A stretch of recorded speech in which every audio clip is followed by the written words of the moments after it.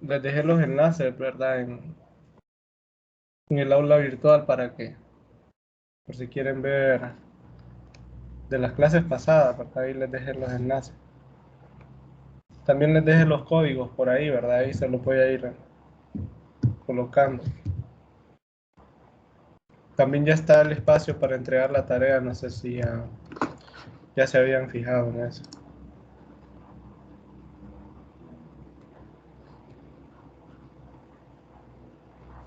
Les voy a hacer otro espacio también que les puse una pestaña que se llama pizarra para que ahí voy a ir colocando toda la parte escrita, ¿verdad? Lo que voy escribiendo aquí con ustedes, entonces ahí se lo voy a ir dejando. En este momento ya les dejé la parte, ya les dejé lo que les voy a explicar hoy, ¿verdad? Obviamente faltaría la parte del código, que es lo que vamos a hacer ahorita, aquí con ustedes. Entonces, solo vamos a esperar unos 5 minutitos. A las 6:05 vamos a iniciar, ¿verdad? Les voy a ir compartiendo aquí la pantalla primero.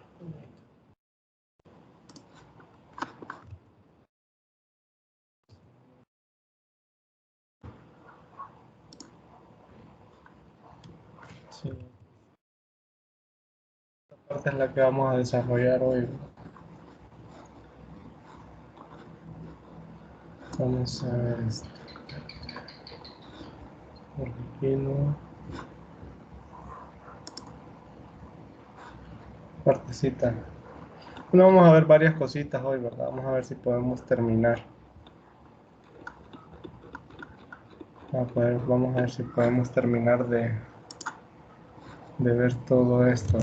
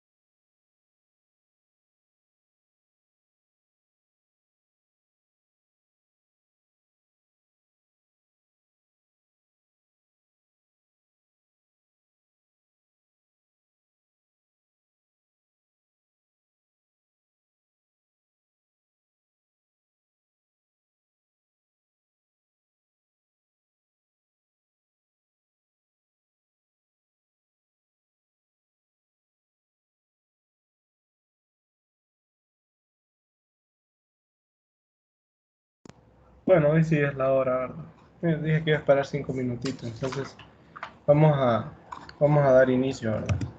Bueno, miren, estas son las cosas que vamos a ver si podemos terminarlas hoy. Yo creo que sí, ¿verdad? Si las podemos abarcar hoy. Primero, vamos a ver la definición de puntero, o qué son los punteros en C++, ¿verdad? Yo como les mencionaba al inicio de la clase, C++ es una de los lenguajes que tiene bastante control sobre la memoria. Y algo que permite que haya bastante control sobre la memoria es justamente que posee este tipo de estructuras que llaman punteros. Los punteros son un tipo de variable. Aquí se lo voy a explicar un poquito, ¿verdad? Imagínense que esta banda que está aquí es como la memoria RAM, ¿verdad? Imagínense que esta es la memoria RAM. Entonces, en un espacio de la memoria está el contenido de un entero 7, el valor 7, digamos. Y pues tiene un nombre, el nombre de la variable es x, es una variable entera. Pero algo nuevo que quiero introducir ahorita es que además de tener el nombre y el contenido de esta variable, en el espacio de memoria tiene un valor de referencia que normalmente se conoce como dirección. Habitualmente empiezan así, ¿verdad? Los valores de dirección empiezan como 0x y luego viene un numerito que está escrito en el sistema hexadecimal, creo. Entonces, esa es una referencia para la memoria. Les voy a poner un ejemplo por acá. Vamos a ver, solo déjenme. Creo que por aquí tenía. Déjenme usar esta parte primero.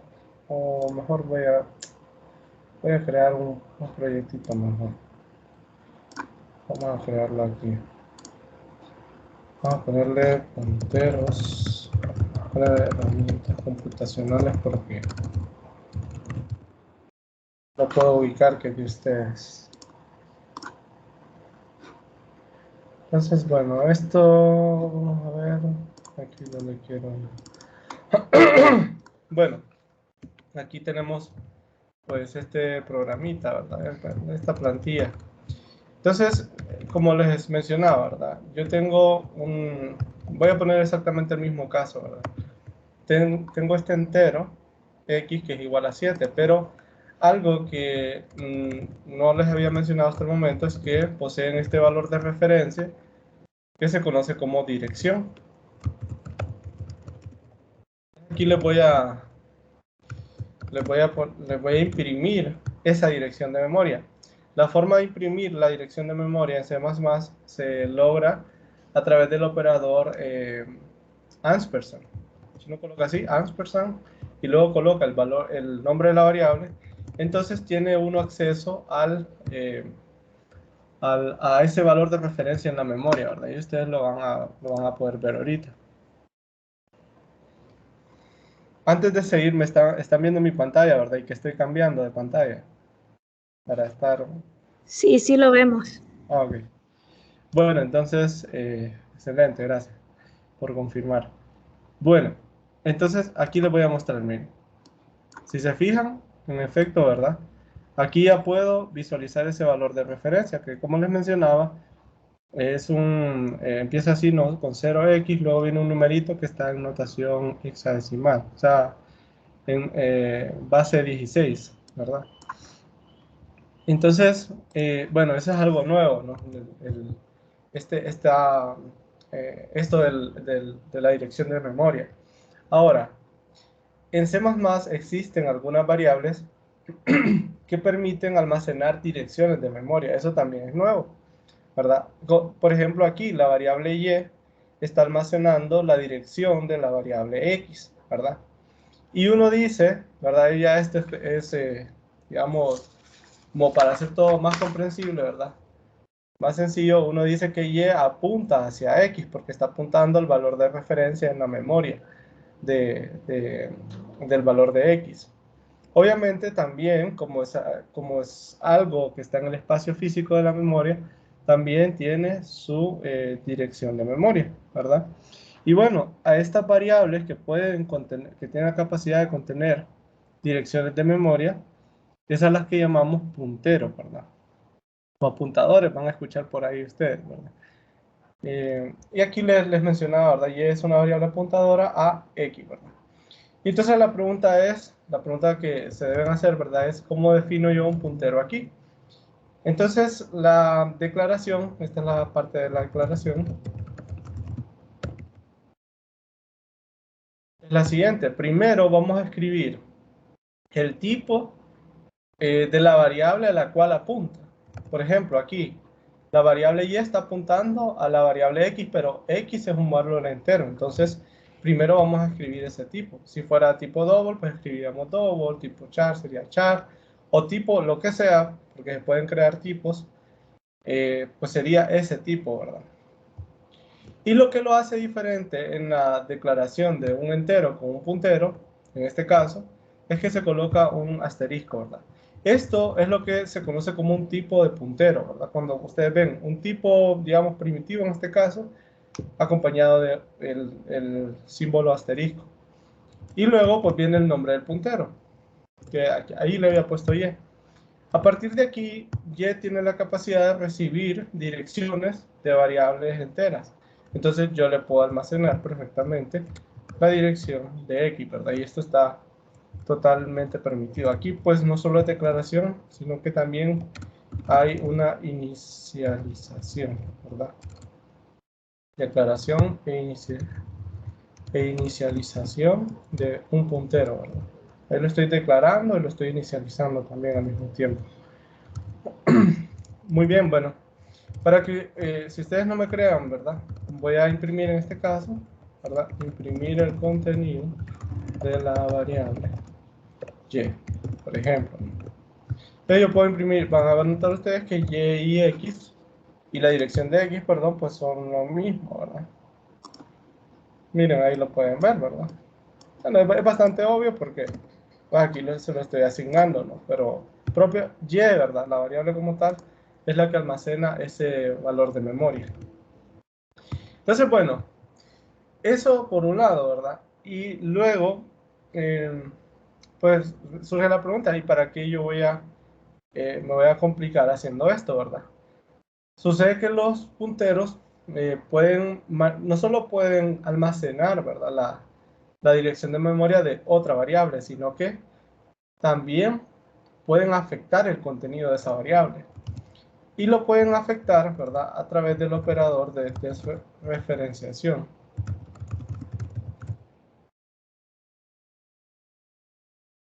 Y aquí que tengan cuidado, ¿verdad? No confundir con la multiplicación y con la declaración de un puntero, ¿verdad? No hay que confundirlo, ¿verdad? O sea, ya lo van a ver aquí en uso, ¿verdad? Pero no hay que confundirlo ni con este asterisco que pusimos aquí, ni con el asterisco de multiplicación, ¿verdad? Aquí, como lo voy a usar, es un contexto totalmente diferente. Entonces, lo que hacemos es esto, miren, asterisco y. Si yo coloco asterisco y, automáticamente tengo acceso al contenido de la variable a la cual apunta y. Entonces, en este caso, yo por ejemplo le puedo poner 47. Y aquí la diferencia está en que, aunque aquí parece como una asignación, en realidad yo estoy afectando a nivel de espacio de memoria el valor de la variable x, porque ya está apuntando a ese valor. Y puedo demostrarlo, ¿verdad? Imprimiendo el valor de x, ¿verdad? Para que ustedes lo vean, que en realidad a través de esa instrucción yo afecté al valor de la variable x. Miren, ahora el valor de la variable x es 47. ¿Sí? De igual manera yo puedo, como les menciono, ¿verdad? Yo puedo acceder al valor de la variable x a través de asterisco y, ¿verdad?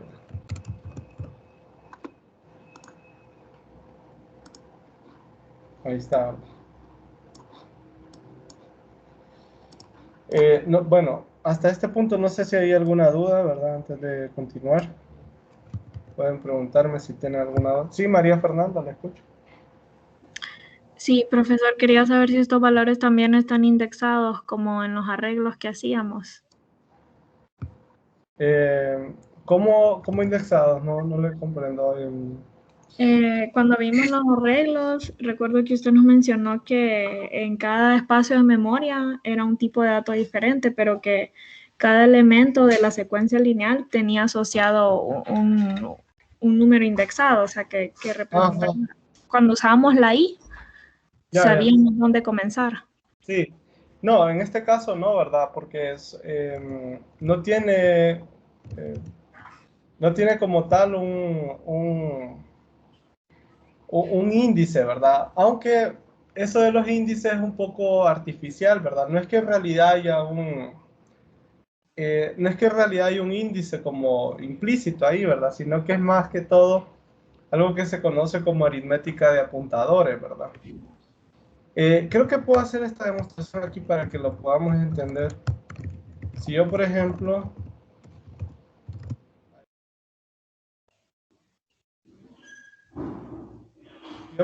aquí imprimiera el valor de...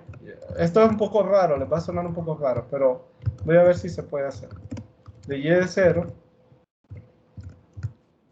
Entonces, si creo que todo está bien, va a imprimir el valor de x. Vamos a probar aquí.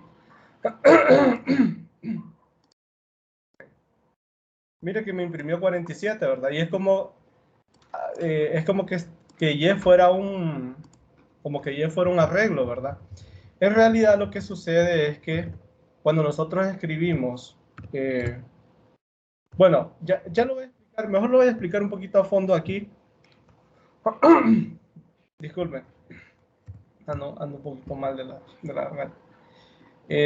Yo voy a explicar esto aquí, ¿verdad? Si ustedes se fijan aquí pareciera que hubiera un índice, ¿verdad? Pero en realidad es como artificial eso, ya lo voy a explicar por qué. Imaginemos ahora que nosotros definimos un arreglo, este arreglo A así, ¿verdad? Con 10 elementos, digamos. Entonces, algo que no había mencionado antes, ¿verdad? Es que A como tal es un puntero. Ya van a ver por qué. Miren que voy a imprimir A solito, ¿verdad? Sin nada. Miren lo que contiene A, ¿verdad? A contiene una dirección y por lo tanto, ¿verdad? A es un puntero, ¿verdad? Entonces, esto es algo nuevo, ¿verdad? No se los había mencionado antes porque pues todavía no había surgido el tema de los punteros. Entonces, cuando uno declara un arreglo, lo que uno está declarando en realidad, ¿verdad? Lo que está haciendo, se lo voy a explicar en la pizarrita mejor. Esta partecita, permítanme. Solo permítanme sacar aquí un lapicito que tengo. Voy a explicarle esto. Esto es lo que estaban viendo allá en el PDF, ¿verdad? Es lo mismo, solo que ahí estaba preparando la clase. Entonces, les mencionaba, ¿verdad? Aquí. Realmente cuando uno declara un arreglo, vamos a...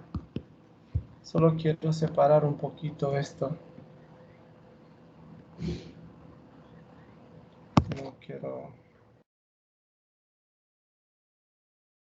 combinar aquí. Lo voy a poner aquí al par. Cuando uno hace esta declaración, ¿verdad? Int a n, digamos así, ¿verdad? En realidad lo que sucede en la memoria es que se reservan. No sé muy bien si de manera secuencial, fíjense, eso siempre ha sido como una... Esos aspectos de la memoria son un poquito complicados. Hay que meterse bien a fondo en ese tema para saber si realmente lo hace de forma secuencial o tiene otra manera de hacerlo. Pero realmente lo que hace, fíjense, es que realmente lo que sucede es que se crea un puntero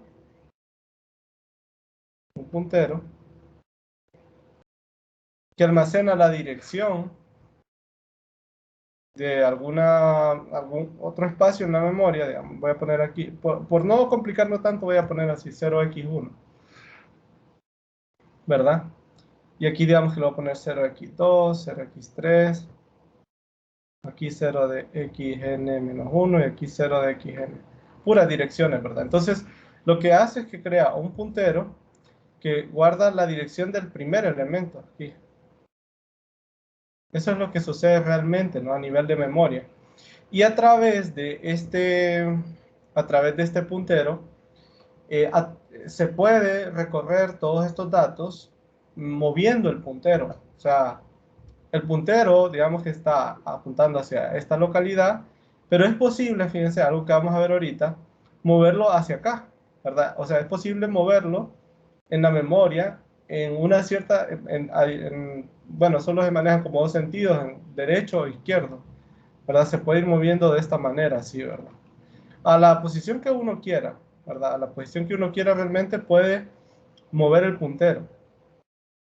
O al menos hacer referencia a esa dirección desde esta primera dirección acá, ¿verdad? Desde esta primera dirección. Entonces, para empezar, déjenme mostrarles que es cierto, ¿verdad? Que realmente A contiene la dirección del primer elemento, se lo voy a mostrar ahorita.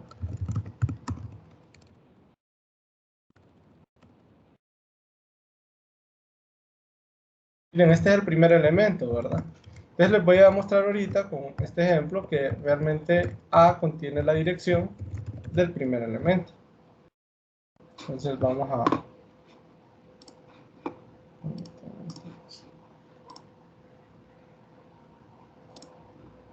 Miren, pues, acá está, ¿verdad? Miren la dirección de A. Bueno, miren lo que contiene A y miren la dirección de A sub 0, ¿verdad? es exactamente la misma, ¿verdad? Justamente lo que les estaba mencionando. Y claro, yo puedo acceder al contenido de A, pues, o sea, si A es un puntero que apunta a A sub 0, yo puedo acceder al contenido de A sub 0 de la misma manera como uso los punteros, ¿verdad? Vamos a darle por aquí un valor a A sub 0 para que lo podamos identificar, ¿verdad? Le voy a dar un valor a sub 0 y le voy a dar un valor a sub 5, solo para ejemplificarles algo.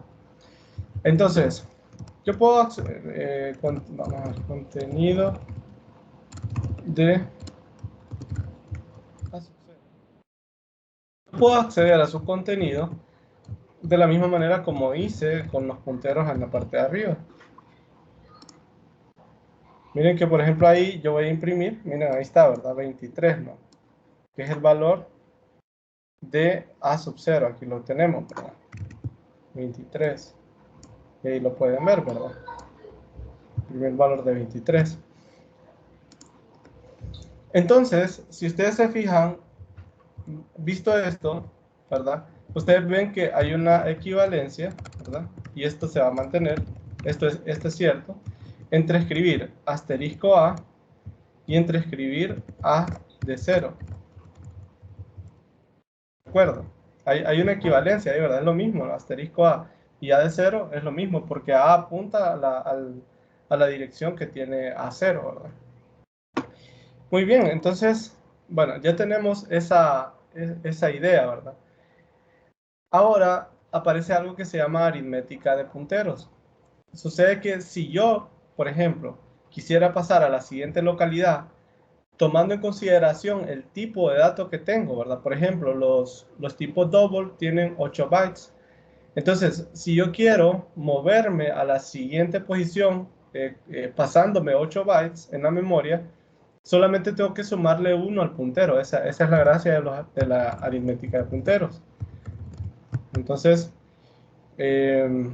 vamos a poner aquí dirección, siguiente posición con respecto a.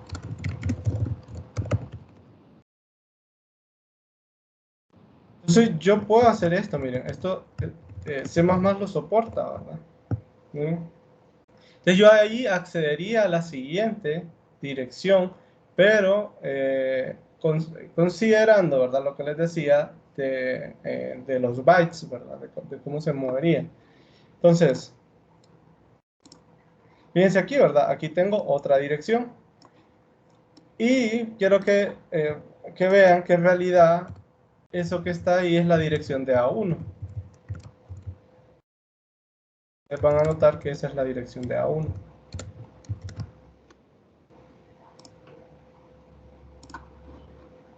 Miren, esta es la dirección de A1 y esto es lo que contiene A más 1, ¿verdad? Entonces, de aquí se puede otra vez, ¿verdad? Hay una equivalencia, otra vez van a notar ustedes, ¿verdad? Entre A más 1 y A sub 1, ¿verdad? Entonces, de manera general, ¿cómo creen que es la equivalencia, verdad? De manera general, la equivalencia es A más N es equivalente o se puede reescribir como A de N, ¿verdad? Esa es la equivalencia. Por ejemplo, yo puedo imprimir aquí en este momento asterisco de A más 5, que debería darme 11, ¿verdad? Aquí no le escribí ningún rótulo, solo para. Acá está, ¿verdad? Miren, 11, ¿no? Entonces, ahora quizás podrán entender, ¿verdad? ¿Por qué y sub 0 me imprime el valor de asterisco y, ¿verdad? Y es por esa formulita de abajo, ¿no? Que me dice que asterisco de y es lo mismo que tener asterisco. Es como que yo tuviera y más 0, y esto es lo mismo que tener y de 0, ¿verdad? Entonces, por eso les mencionaba al inicio que esto de los índices es más o menos como artificial, ¿verdad? Es realmente lo que uno está haciendo de manera interna es como moviéndose dentro de la memoria, ¿verdad? No sé si hasta aquí hay alguna pregunta más. Mario Zúñiga, dígame, tiene levantada la mano. O no sé si... Disculpe, en la línea 23, si no me equivoco. A ver, no, en la 22. ¿Por qué más uno no tiene asterisco? Ah, porque solo imprimí la memoria, ¿verdad? La dirección de memoria. Si yo quiero el contenido, entonces le pongo asterisco de A más 1. O sea, A más 1 me devuelve, ¿verdad? La dirección de memoria de A1, ¿verdad? Si yo le pongo asterisco, entonces accedo al contenido de A de 1. Sí, por eso le puse aquí al inicio dirección, ¿verdad? Listo, Ley, gracias. Okay. No sé si los demás tienen alguna pregunta, ¿verdad? Pueden preguntarme por ahí si tienen dudas. Okay. Bueno, entonces estos son pues los punteros, ¿verdad? Uno puede trabajar con punteros a través de funciones, ¿verdad? Pueden ser útiles cuando uno quiere simular un paso por referencia. Eh, eh, ya se los había explicado, ¿verdad? El paso por referencia, cómo se lograba con el ampersand. Pero también con punteros es posible hacerlo también, ¿verdad? Entonces, solo les voy a hacer aquí una pequeña demostración, no me voy a detener mucho en eso. Función 1 lo voy a poner aquí. Vamos a poner asterisco X así, digamos, ¿verdad?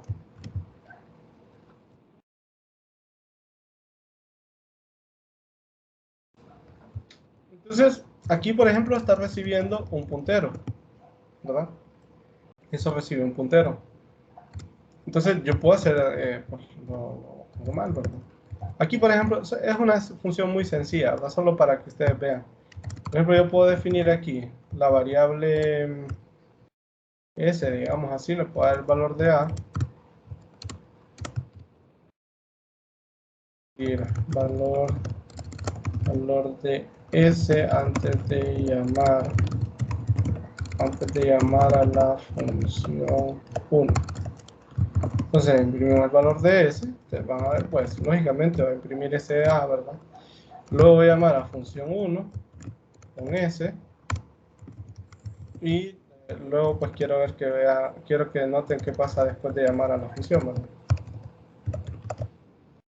Un paso por referencia, entonces saben lo que se espera, ¿verdad? Que ahora el valor de S sea Z, ¿no? Ah, aquí, perdón, aquí tengo un error, ¿verdad? Tengo que pasarle la dirección, ¿no? Porque como parámetro recibe un puntero, entonces lo que le debo mandar son direcciones, ¿verdad? Entonces ahí pueden ver, ¿verdad? Miren, valor de S antes de llamar a la función 1, valor de S después de llamar a la función 1, ¿verdad?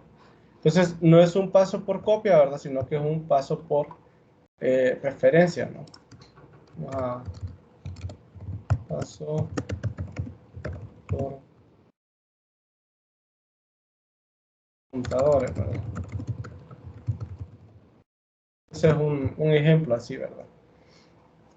Bueno, no sé si tienen alguna pregunta más aquí, ¿verdad? Con esto, con funciones, porque aquí cubriría, digamos, esa primera parte de punteros. Si tienen alguna pregunta, díganme, ¿verdad? Creo que pueden abrir el micrófono porque a veces no estoy muy pendiente de aquí, de que tienen levantada la mano, ¿verdad? Ahí me pueden interrumpir. Bueno, entonces, ok, ya teníamos esto de la definición de puntero, ¿verdad? Eso pues ya quedó ahí. Ahora, eh, es posible, fíjense, generar de manera dinámica memoria, ¿verdad? Y esto sirve mucho cuando uno quiere, en tiempo de ejecución, crear memoria, ¿verdad? Que eso con los arreglos, recuerden que los arreglos son estáticos, ¿verdad? No se puede generar, estas estructuras no se pueden aumentar ni se pueden hacer más pequeñas, ¿verdad? Y en general, pues estamos hablando solo de arreglos, no hablamos, por ejemplo, de otro tipo de estructuras que podrían surgir por ahí, por ejemplo, listas. Las listas son bastante generales, ¿verdad? Porque no solo contienen un tipo de data, ¿verdad? O sea, perdón, no es que no solo contienen un tipo de data, sino que no contienen solo tipos primitivos de datos, ¿verdad? Sino que puede ser algo muy, muy complejo. Entonces, esta partecita es muy importante que la manejen, ¿verdad? La parte de generación de memoria dinámica se llama.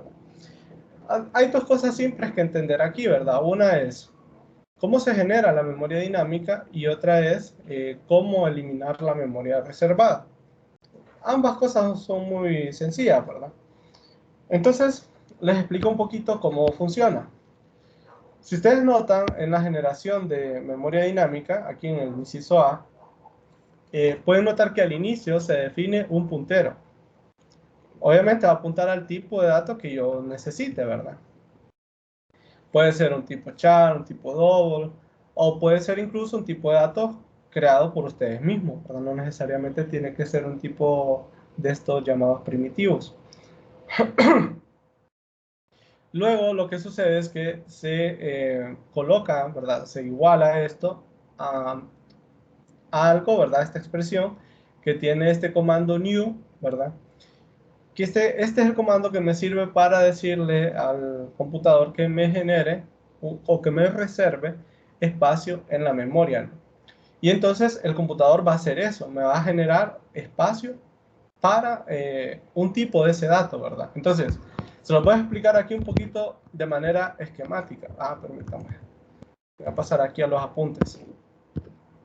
Se lo voy a explicar un poquito aquí. ¿Qué pasa aquí que no me deja? A ver. ¿Qué pasa que no me deja moverme? Se pegó esto, permítanme. A ver cómo me salgo de aquí. Ok, aquí parece que ya reaccionó. Sí, bueno, entonces les decía, ¿verdad? Cuando, vaya, uno tiene, les voy a hacer un ejemplo así, como por ejemplo, yo tengo double, este es un puntero, ¿verdad? P. Y yo le escribo así, new double. Entonces, ¿qué le estoy diciendo aquí al computador que haga? Le estoy diciendo que me reserve, bueno, primero que todo estoy creándome un puntero, ¿verdad? Esto en memoria va a aparecer. O sea, yo voy a tener aquí un puntero que se llama P. Ya está. Ahí está el espacio físico del puntero. Pero con esta instrucción de aquí, con el operador new, lo que le estoy diciendo al computador es que dentro de la memoria, en este caso la memoria RAM, me reserve un espacio para un tipo double, del cual yo no tengo nombre. Eso es muy, desde ese punto de vista es como nuevo para nosotros, porque no le estamos poniendo nombre a ese espacio de memoria. Entonces, ¿qué va a hacer cómo se va a gestionar esto? Bueno, se va a crear el espacio para un tipo double, ¿verdad? O sea, aquí está el espacio para un tipo double.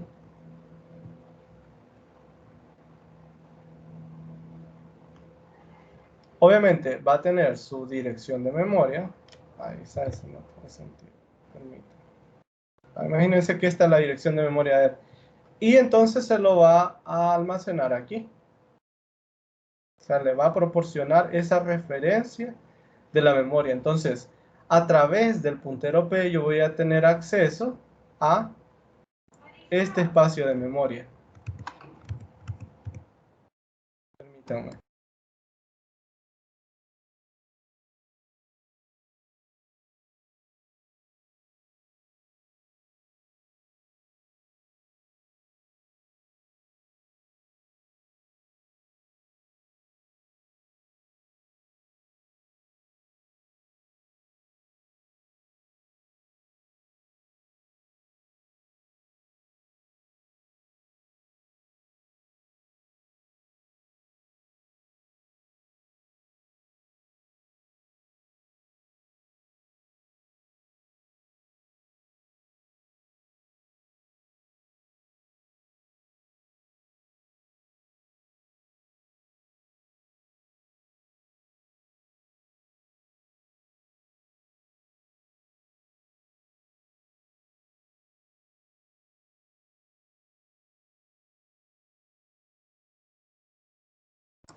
Sí, disculpen.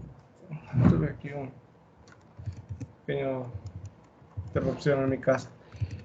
Bueno, entonces, esto, ¿verdad? Esta es la idea de cuando usamos el operador new, ¿verdad? Ahora, siempre al final, ¿verdad? Cuando uno termina con su programa, debe encargarse de eliminar la memoria creada, ¿verdad? Porque en realidad ahí está el detalle, ¿verdad? Que yo no tengo el nombre de este espacio de memoria, ¿verdad?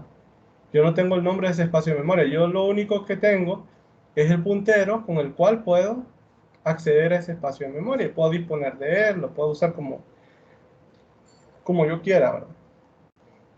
Ahora, otra versión del operador new que es muy útil es cuando uno crea, ¿verdad?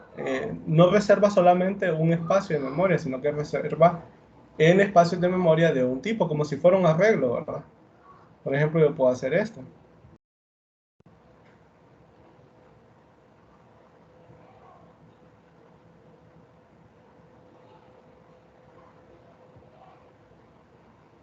N así. N obviamente es un número positivo, ¿verdad? Y pertenece a los enteros también. Entonces, ¿qué sucede ahí, verdad? Sucede algo muy parecido que con los arreglos que les explicaba hace un momento, ¿verdad? Lo que sucede es que, bueno, obviamente va a estar el espacio físico del puntero P y lo que va a hacer es reservar n datos, ¿verdad? N espacios para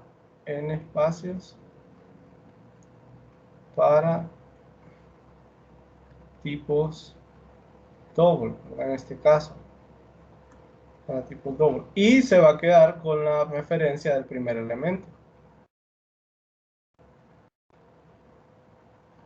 Y luego, ¿cómo va a acceder a los siguientes, verdad? Con la aritmética de punteros. Es decir, aquí va a estar P más 1, ¿verdad? Y acá va a estar P más N menos 1, en este caso, ¿verdad? Entonces, esa es la manera, ¿verdad?, de generar memoria dinámica, ¿verdad?, a través de un puntero.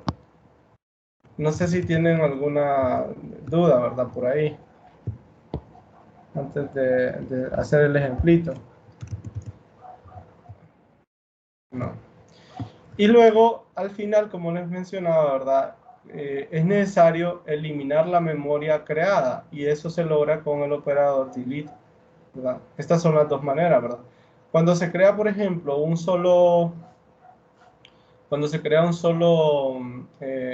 solamente un espacio en memoria, ¿verdad? Entonces eso lo usamos como en el inciso A, y cuando es un arreglo se usa el del tipo del inciso B, ¿verdad? Entonces ahí pues tenemos, ¿verdad? Esa es la idea. Aquí, bueno, acá es muy difícil, ¿verdad? Como hacer la demostración de esto de cómo se reserva la memoria, ¿verdad? Aquí con el código, más que explicándoselo así, ¿verdad? Como se lo acabo de mencionar ahorita. Vamos a ponerle PS así. Yo, por ejemplo, ahí estoy creando pues un espacio de memoria, ¿verdad? Ya en asterisco PS, pues en ese espacio de memoria que ya reservé, yo pues, lo puedo utilizar para lo que sea, ¿verdad?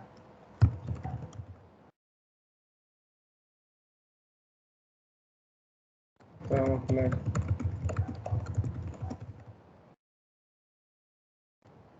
el espacio reservado, pues lo escribo así, ¿verdad? Asterisco PS. Manera. Y luego, pues elimino, ¿verdad? Digo aquí delete PS. Y con eso, pues,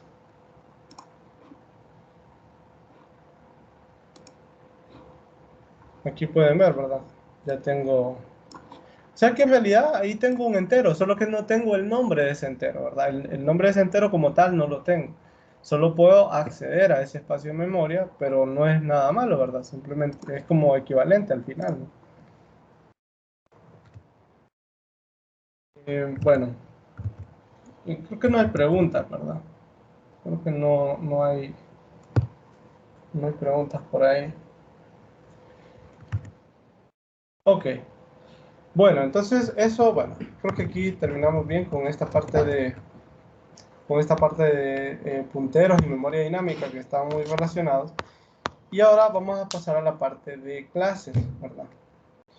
Esta parte se conoce como la programación orientada a objetos, ¿verdad? Hasta el momento hemos visto algo de programación estructurada. Y este como otro estilo de programación, ¿verdad? Otro estilo de programación. Entonces, vamos viendo aquí algunas cositas, ¿verdad? Para como acostumbrarse un poco.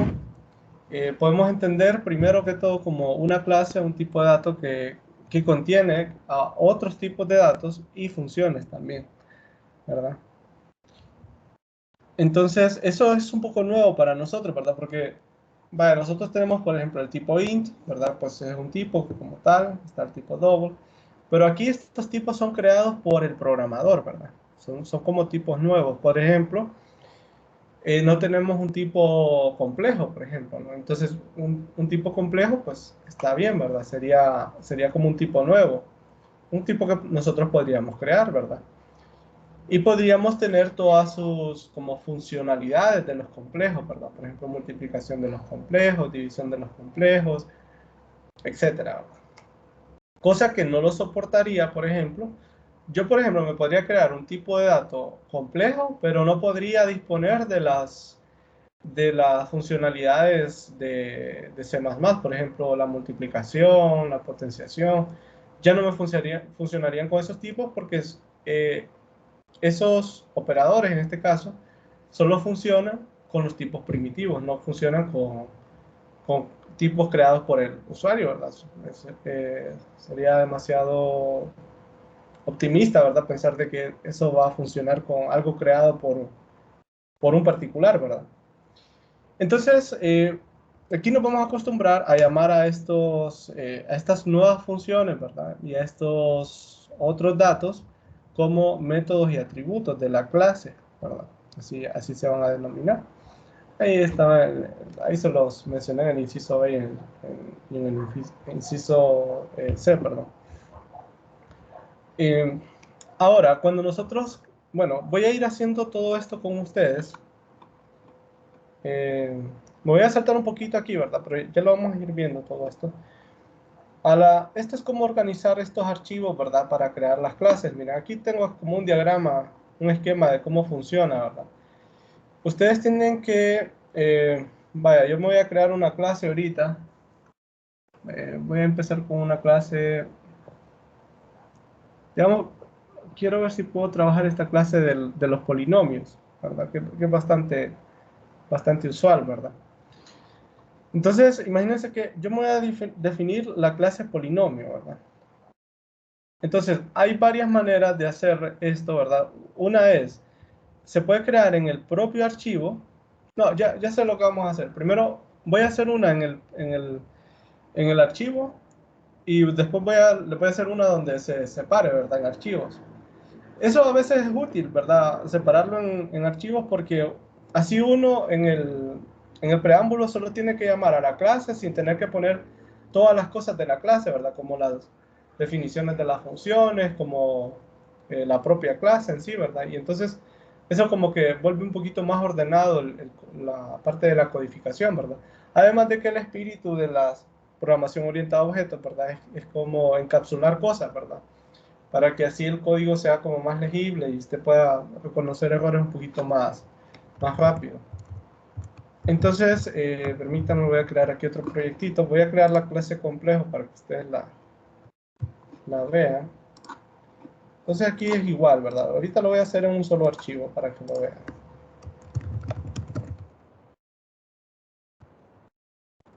Voy a poner así, herramientas computacionales. Es este. Ok.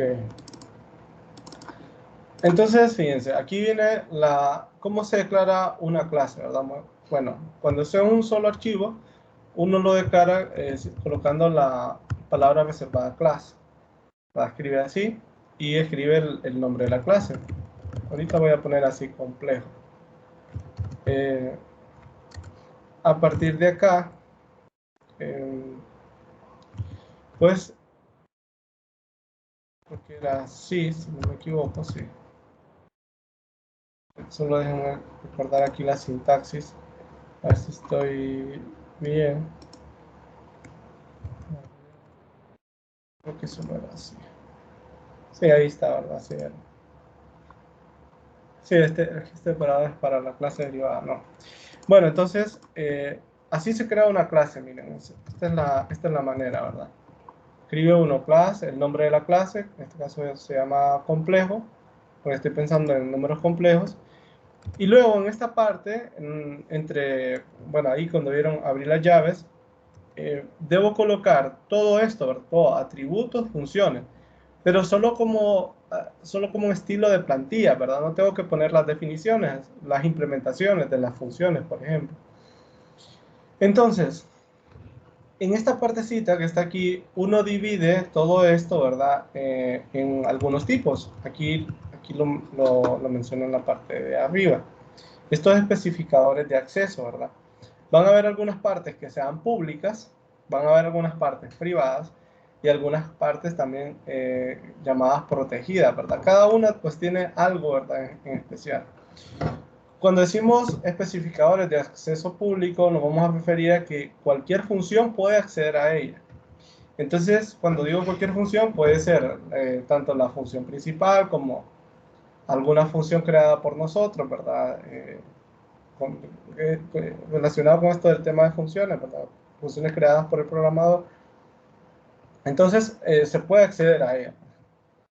Tenemos los tipos privados, que se pueden acceder solamente desde la clase miembro, ¿verdad?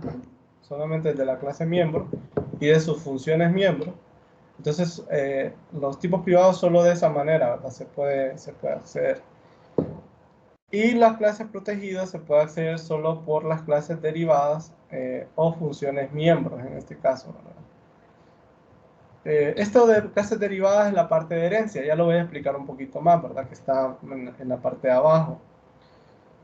Y con las clases, con el especificador de acceso privado, no se puede acceder a funciones que estén fuera. Por ejemplo, desde la función principal, no se tendría acceso, ¿verdad? A esta información, ¿verdad? Normalmente, fíjense, pero esto no es una regla, pero normalmente los miembros se declaran de forma privada y las funciones se declaran de manera pública.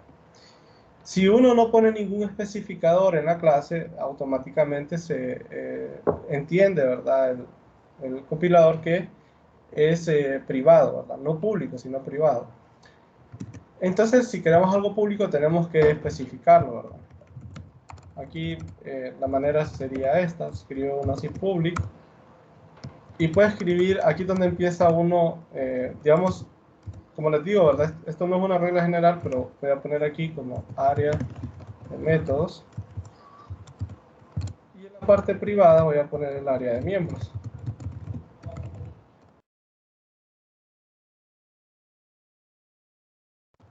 De esta manera. Entonces, ahorita Protected no lo puse, ¿verdad? Porque todavía no estoy trabajando con esto de herencia, ¿verdad? Entonces no lo quiero mezclar ahorita. Bueno, entonces, aquí yo puedo empezar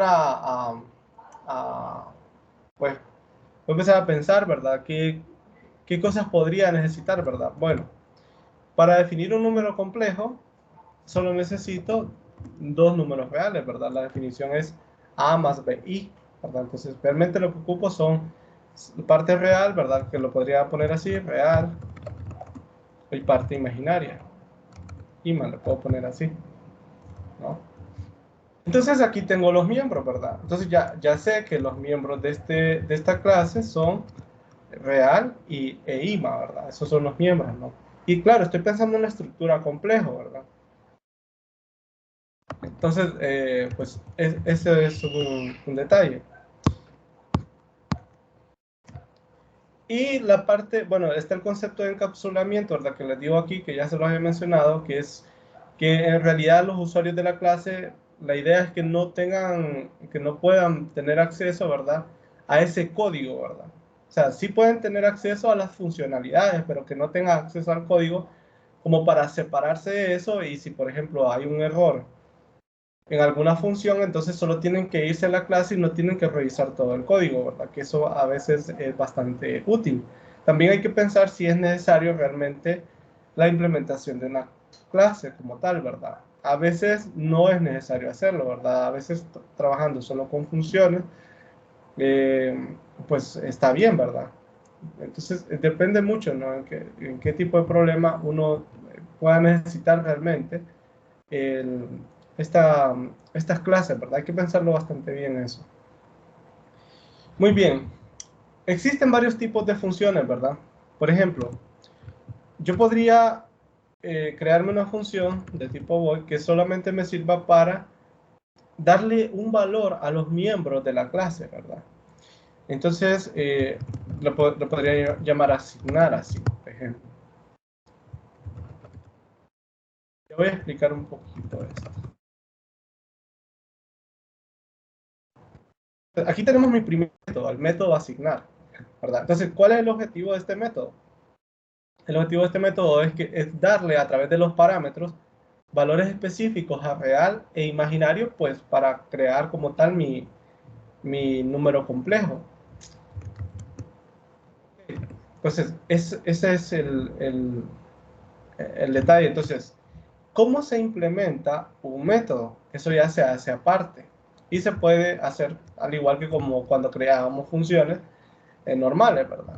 Entonces, lo que pasa es que aquí, por ejemplo, es donde se prefiere como separar los archivos, ¿verdad? Y manejar la parte de implementación en otro lado, la parte de las clases en otro lado, y aquí solo las propias funciones que va a necesitar el programa fuente, el programa principal. Pero aquí, como les mencionaba, lo voy a hacer un poco mezclado, ¿verdad? Después les voy a explicar cómo hacerlo combinado. Entonces, les decía aquí, ¿verdad? Parte de la implementación con métodos. Parte de la implementación de funciones o métodos. Ok. Entonces, aquí yo voy a llamar, pues, hago lo mismo, ¿verdad? Que hacía antes, con el tema de funciones. Y aquí, pues, voy a escribir lo que debería ser mi función, ¿verdad? Que es a real asignarle, ¿verdad? El valor de X. Y a IMA asignarle el valor de Y. Ahora, aquí, si no me equivoco, va a generar un error. Vamos a ver. Va a decir, ¿verdad? Aquí está, ¿verdad? Que real e IMA no fueron declaradas acá. Y esto es porque, en realidad, yo estoy aquí definiendo una función cualquiera, ¿verdad? No, realmente no hay nada que me diga que esto está asociado a complejo, ¿verdad?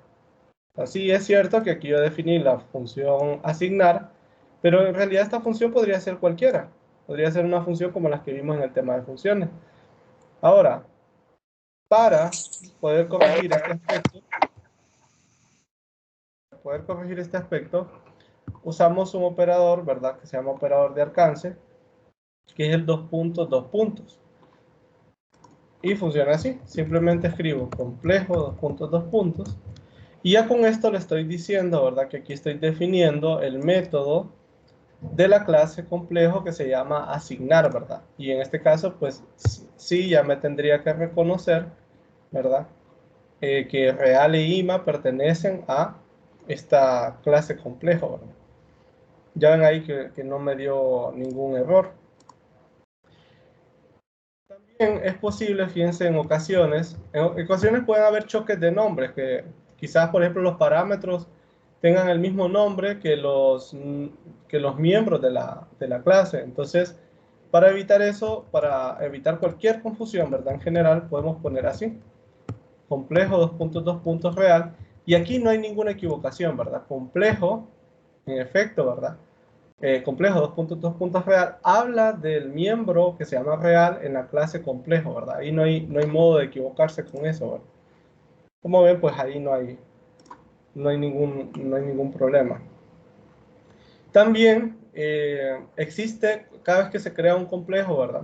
Perdón, no un complejo, una clase, cada vez que se crea una clase, existe un puntero que se crea implícitamente que se llama this, ¿verdad?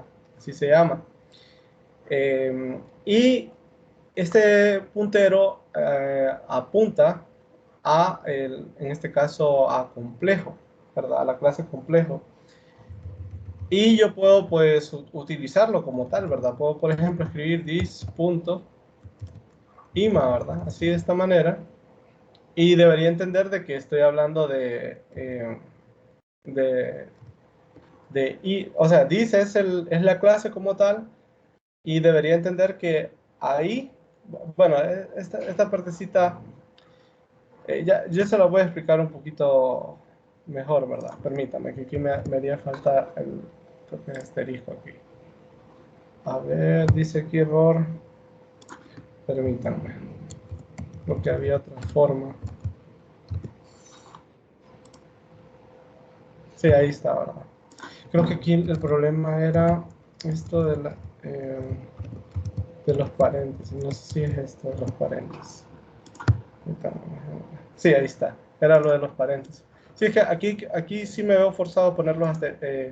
o sea, dice es un puntero a la clase, ¿verdad? Y recuerde que la clase es un tipo, es como un tipo de dato, ¿verdad? Entonces, yo puedo desreferenciar esta clase con el operador de referenciación asterisco. Y luego ya vamos a ver que con el operador punto yo puedo acceder a los miembros o a los métodos también. Eso ya lo vamos a ver. Solamente que aquí pues es necesario poner los paréntesis porque ahí es una cuestión de la jerarquía entre los operadores asterisco y punto que es necesario colocárselo. Como alternativa, ¿verdad? C++ permite hacer todo esto usando una flechita, así. En lugar de hacer todo eso, ¿verdad? C++ permite hacerlo de esta manera también. Y ahí pues estoy accediendo a la información de IMA, ¿verdad? Entonces tenemos ahí como varias formas de especificar, ¿verdad? Que queremos acceder a los miembros de la clase como tal, ¿verdad? De la clase como tal. Muy bien. Bueno, teníamos estos... este es un ejemplo así, ¿verdad? Por ejemplo, podría tener aquí la función imprimir, imprimir complejo. O, bueno, quizás imprimir complejo es muy largo, ¿verdad? Digamos así, solo imprimir nada más. Yo puedo acá, ¿verdad? En este caso, pues, definir la función, ¿verdad? Bueno, me gustaría imprimirlo así como A más BI, ¿verdad? A más BI. Entonces, dependería para que se vea bonito, ¿verdad? Podríamos pensar en algunos casos. Por ejemplo, vamos a poner aquí, if y igual a 0. Entonces me gustaría que solo imprimiera X, ¿verdad? Sí, ¿verdad? Que solo imprimiera X nada más. Si no, entonces me fijaría si Y es negativo. Entonces podría poner aquí si Y es menor que 0. Entonces me gustaría que imprimiera X, X luego Y, así, nada más. Y luego Y aquí. Okay. Y si no, pues ahí sí pondría un más en medio. Más. Y pondría el valor de Y. Y pondría el valor de Y. Ahora sí. Así. Ah, todo esto me estoy poniendo Y y estoy poniendo X. Esto debería decir IMA, ¿verdad? Aquí como no hay confusión, ¿verdad? Con eso de los nombres, pues no hay problema. Puedo poner así real, IMA, y él va a identificar que se trata de eso, ¿verdad? Y, y aquí me faltó poner IMA también. Ok, ¿verdad? Sí, ahí, bueno, no hay problema, ¿verdad? Con esto. Entonces, bueno, tenemos esas dos funciones. Como ven, se pueden crear funciones así muy parecidas a con las que ya habíamos trabajado antes, ¿verdad? No sé si tienen alguna pregunta hasta el momento, ¿verdad? Recuerden, me pueden interrumpir, ¿verdad? Pueden abrir el micrófono y hablar si tienen alguna duda, ¿verdad? Bueno, entonces ya tengo esta, pero hay un tipo de función que me interesa, ¿verdad? Que es bastante importante, ¿verdad? Este tipo de función que son los llamados constructores, ¿verdad? Este es el inciso F aquí, ¿verdad? Creo que no, ahí salió un poquito montado, constructores. Este es un método, o sea, una función que se crea automáticamente al crear un objeto, ¿verdad? Siempre que se crea un objeto, yo puedo automáticamente llamar a esta función, ¿verdad? Entonces, un constructor tiene algunas características, ¿verdad? Primero, el nombre del constructor es el nombre de la clase, pero no es nada recursivo, ¿verdad? Solo es una forma como de diferenciarlo, digo yo, ¿no? O sea, por ejemplo, si yo escribo aquí complejo, yo estoy diciendo que estoy definiendo un constructor. Otra característica que tienen los constructores es que uno puede definir varios constructores, no solamente uno. Entonces, aquí, por ejemplo, estoy definiéndome un constructor que no tiene parámetros, por ejemplo, ¿verdad? Un constructor sin parámetros. Podría definirme otro constructor en el que yo le podría pasar los valores de la parte real y la parte imaginaria. O podría quedarme un constructor. Esto también es posible, lo que voy a hacer ahorita, que reciba como parámetro a un tipo complejo, ¿verdad? Para pasarle la información como si fuera una copia.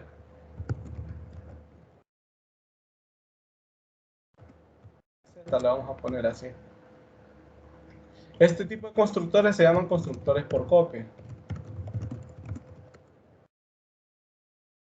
Yo le voy a pasar la información del complejo Z al complejo a la clase, a los miembros de esta clase, pensando como que Z es un número complejo que ya fue creado antes, ¿verdad? Muy bien, entonces, todos estos son constructores. Otra característica que tienen los constructores es que no tienen tipo, no les ponemos ni void, ni les ponemos double, no tienen tipo de retorno. Son funciones que no retornan nada, pero que se llaman automáticamente cuando creemos un tipo complejo, ¿verdad? Ya vamos a entrar a esa parte de la creación de o sea, ya de la instancia de una clase, ¿verdad? Que eso se le llama objeto.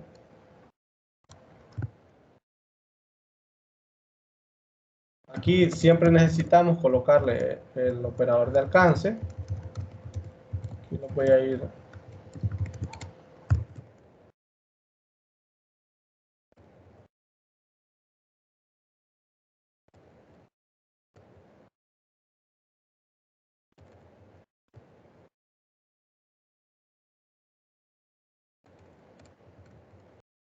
Ahí tenemos, ¿verdad? Entonces, vaya, por ejemplo, alguien podría decir, bueno, si por defecto cuando yo cree un tipo de objeto complejo, quiero que sea cero por algún motivo, ¿verdad? En este caso no tiene mucho sentido, pero hay casos donde sí, ¿verdad? Sí tiene sentido como darle como un valor inicial, ¿verdad? Entonces, yo le puedo poner aquí i más igual a 0, real igual a 0, ¿no? O sea que solo por crear mi objeto sin nada, ¿verdad? Sin pasarle nada, va a ser el 0, ¿verdad? Va a ser el 0.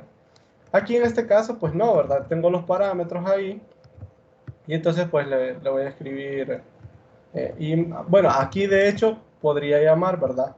A una función que ya tengo creada aquí que se llama asignar, ¿verdad? Podría directamente escribir asignar y poner simplemente XY, así, ¿verdad? Y ya con eso pues ya tengo esa parte. Y aquí muy parecido, ¿verdad? Ya solamente con asignar, yo solo pongo z.real y aquí pongo z.ima, que sería la información que tiene real y la información que tiene ima, ¿verdad? O sea, con esto estoy accediendo a la información de real y con esto estoy accediendo a la información de ima, con el operador de punto, ¿verdad? Con el operador de punto. Vamos a compilar aquí a ver si no hay, bueno, no hay ningún problema. Y ahí tengo, ¿verdad? Esa parte, ¿no? También tenemos por acá otro tipo especial de función que se llaman los destructores, que son funciones que se mandan a llamar cuando se termina el objeto, ¿verdad?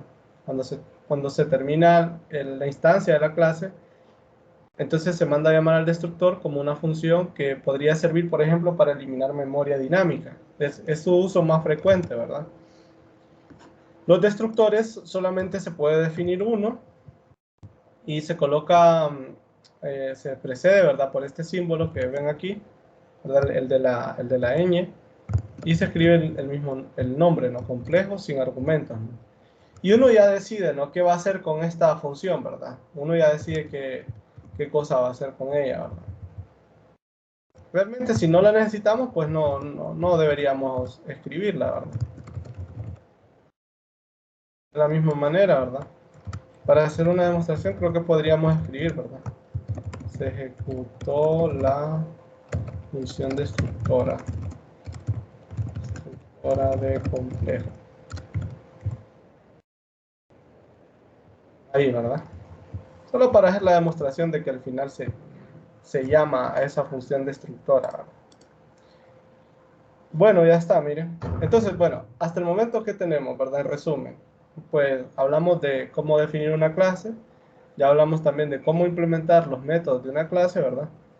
Hablamos de cómo crear funciones constructoras, cómo crear funciones destructoras, bueno, la única función destructora, funciones normales también, y ahora vamos a hablar un poquito de la instancia de una clase. Profesor, pregunta. Sí, sí, José, dígame. Ahí en la parte de los constructores, el nombre que tiene el constructor es el mismo nombre de la clase. Siempre debe ser así o podría llamar, por ejemplo, complejo, complejo uno, no sé, por ejemplo, su nombre. Disculpe que creo que se le cortó un poquito, José. Si me puede volver a Sí, preguntar. preguntaba si el nombre de esos constructores debe ser el mismo nombre de la clase, porque veo que ahí digamos que se crean esos constructores con el mismo nombre de la clase. No sé si debe ser así o puede llevar otro nombre. No, es obligatorio que sea el mismo nombre. Sí, Ah, ok. O tiene sea que que... abajo Ajá, cuando se desarrollen esas funciones de los constructores, siempre va a ir complejo, dos puntos complejo, y así para cada ajá. clase. Sí. Sí, aquí en la parte de abajo, sí, sí, Ajá. siempre va a ser así. Ah, Sí, ok, perfecto. esa es una característica de los constructores, ¿verdad? Tienen siempre el mismo nombre de la clase y se pueden crear varios. Porque acá es donde podemos tener sobrecarga de funciones. ¿Se acuerdan de eso, verdad? De la sobrecarga de funciones. Que dependiendo de los parámetros o el retorno, no, perdón, dependiendo de los parámetros realmente, el compilador sabe cuál usar, ¿verdad? En este caso va a ser lo mismo. Cuando nosotros, ya voy a definir ahorita un objeto de complejo, ¿verdad?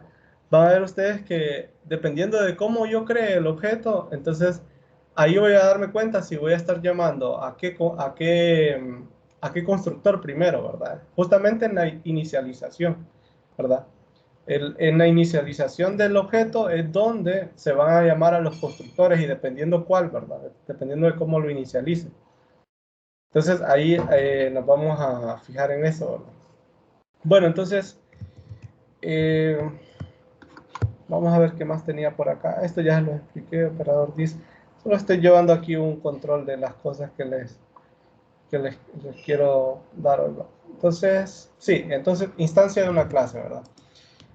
Cuando hablamos de la instancia de una clase, nosotros llamamos a esta instancia, ¿verdad? O sea, como la materialización de la clase, ¿no? Porque la clase hasta este momento es solo código, ¿verdad? No hay nada en memoria, pero cuando ya en memoria se crean sus miembros, ¿verdad? Se asigna también memoria para sus funciones y todo esto, entonces ahí es donde se crea el objeto como tal, ¿verdad? Y se llama instancia de la clase, ¿no? Entonces vamos a poner aquí instancias de la clase complejo. Sí.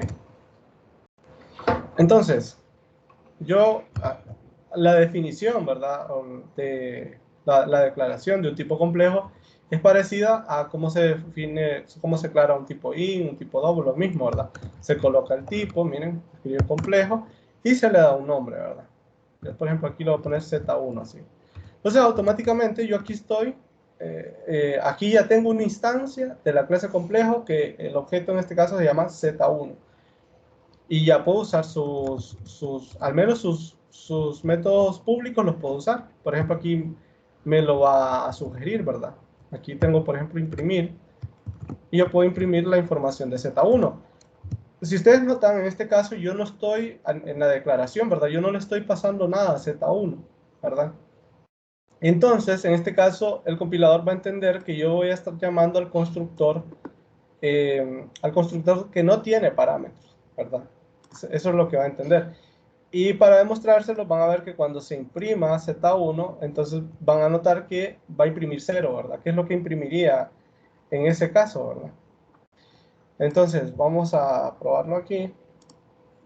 Miren, acá está, ¿verdad? Me imprimió 0. ¿Por qué, verdad? Porque me llamó a la... Bueno, incluso hagamos para que... Pues, siempre es bueno como estar muy seguro, ¿verdad? De esto. Entonces, le voy a imprimir un mensaje aquí, ¿verdad? Entré al constructor sin parámetros. Para que vean que en efecto entró ahí, ¿verdad? Miren, aquí nos dice, ¿verdad? Entré al constructor sin parámetros. Ah, y también, fíjense, en la parte de abajo imprimió, se ejecutó la función destructora de complejo, ¿verdad? Claro, la función solo imprime el mensaje, pero ven que lo está haciendo, ¿verdad? La llama por defecto al final, ¿verdad? Aunque yo no hice nada para que eso sucediera, ¿verdad? Ya lo hace de manera automática. Muy bien, si yo, por ejemplo, quisiera crear otro complejo, ¿verdad? Vamos a poner aquí complejo Z2. Y ya yo le quisiera dar unos valores específicos, ¿verdad? 2, 3, por ejemplo, así. Pues lo puedo hacer. Y en este caso, miren, esto sí es un poquito nuevo. Pero en este caso, nosotros estaríamos llamando a cuál constructor, ¿verdad? Estaríamos llamando al constructor que recibe dos parámetros donde esos dos tipos son de tipo double, ¿verdad? Miren. Y otra vez, ¿verdad? Podemos imprimirlos por aquí. Podemos acceder a opción imprimir.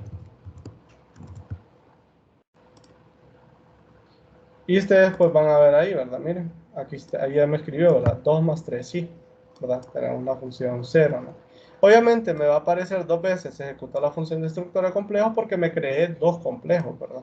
Si me creara 3, pues se llamaría 3 veces a ese destructor, pero en el contexto de cada objeto, ¿verdad? Y por último, otra versión, ¿verdad? Que es la versión por copia. Yo podría mandarle aquí, ¿verdad? Z2.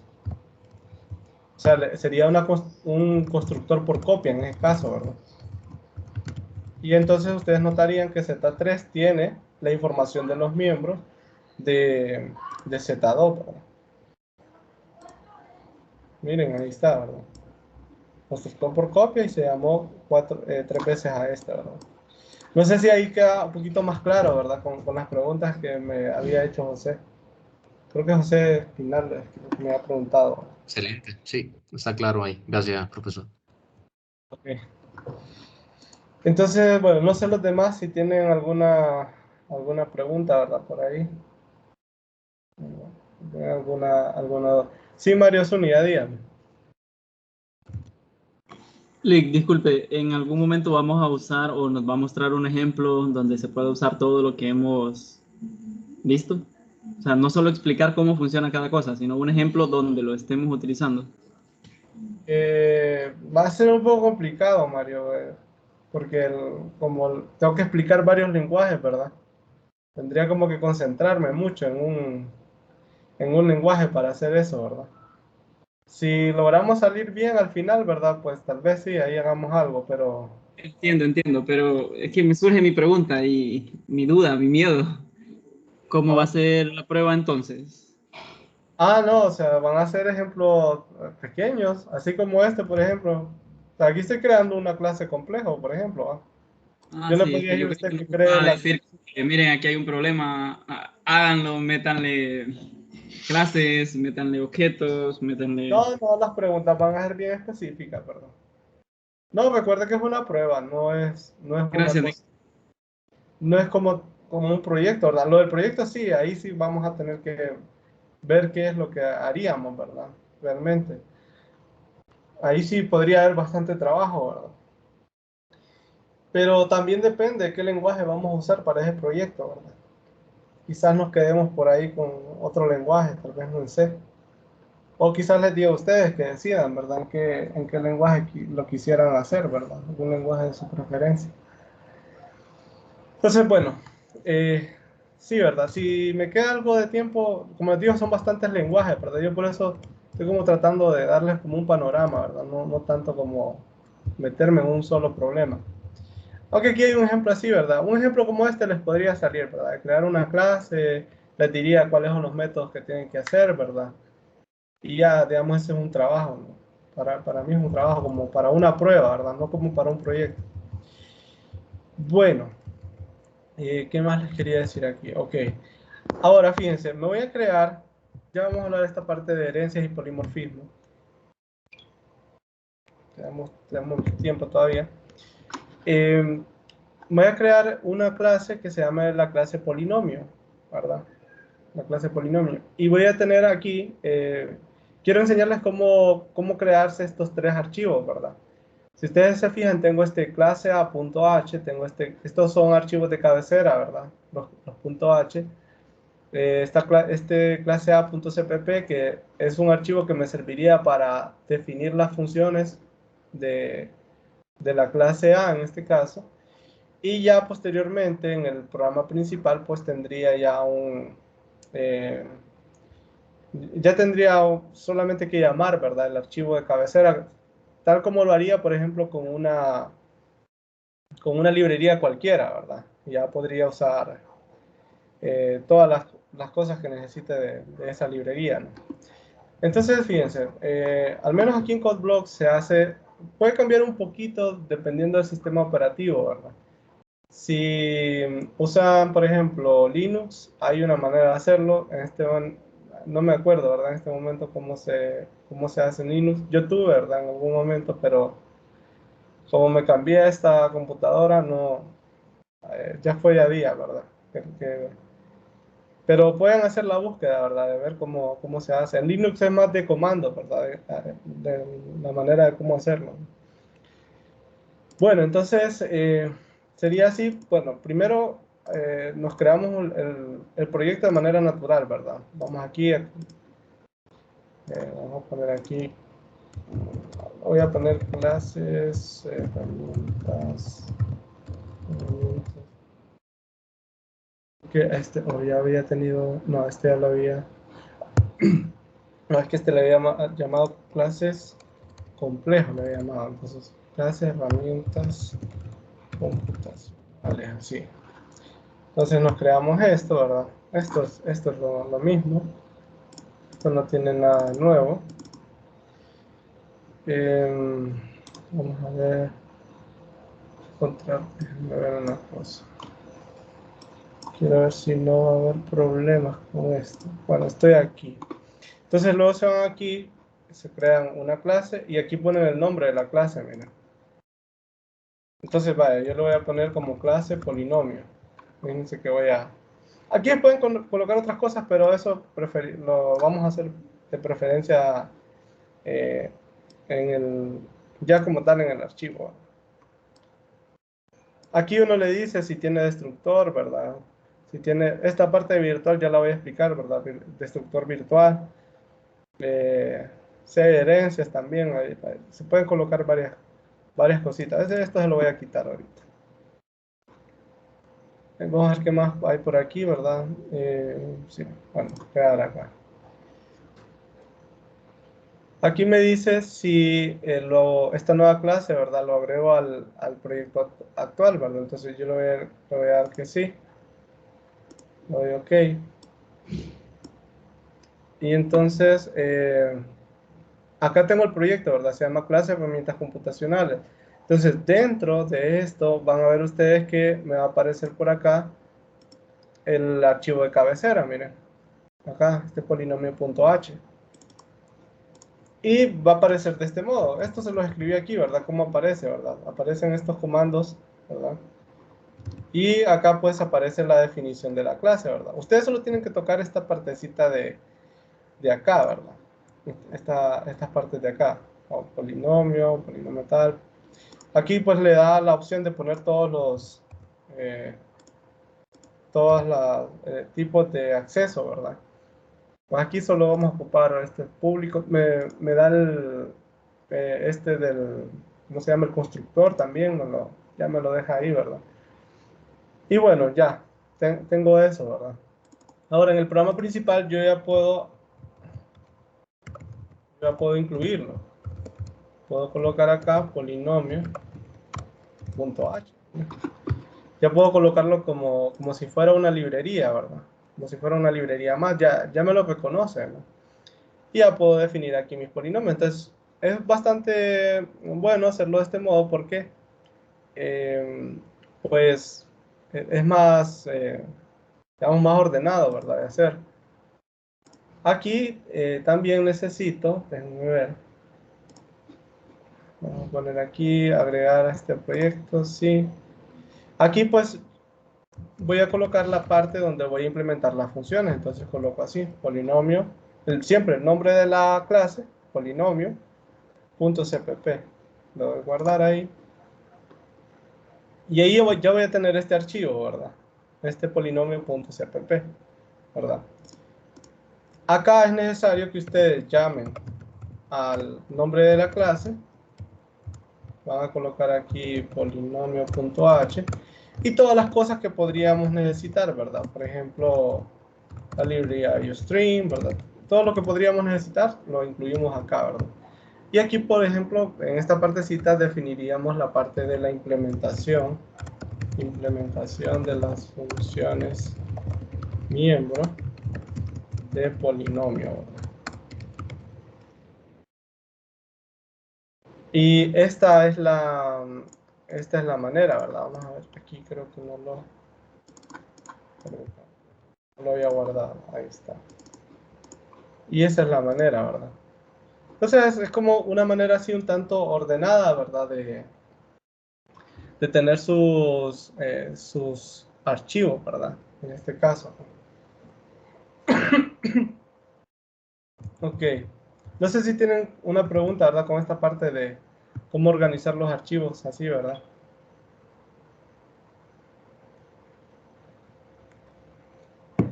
Bueno, vamos a tratar de ir trabajando con esto de polinomios, ¿verdad? Vamos a irnos acá. Está bien, vamos a dejar esa función polinomio. Vamos a crearnos un vector.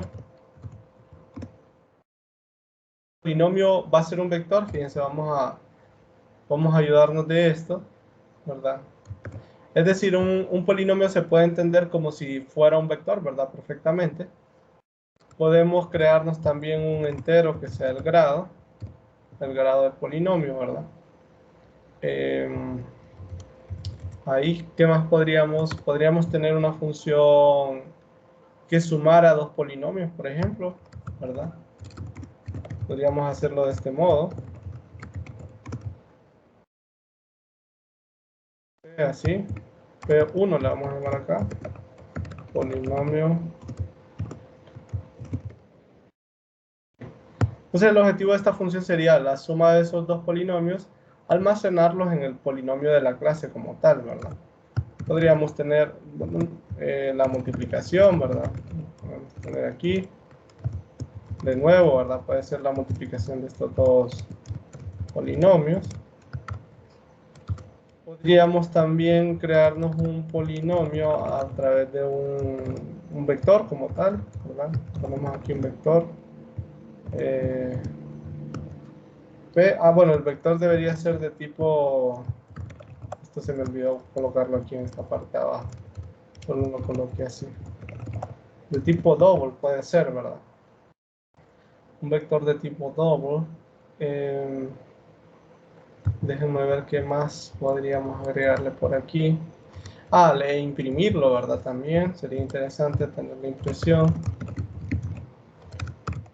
Imprimir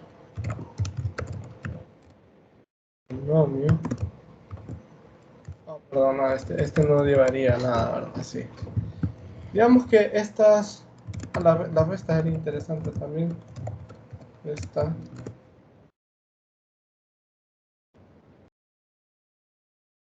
¿verdad? Y todas estas funciones, obviamente, tendría que definirlas.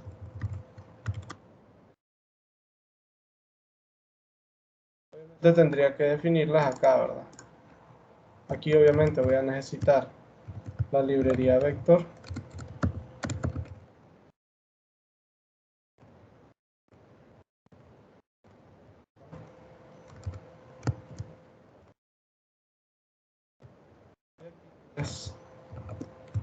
Tendría que definir todas mis funciones, ¿verdad?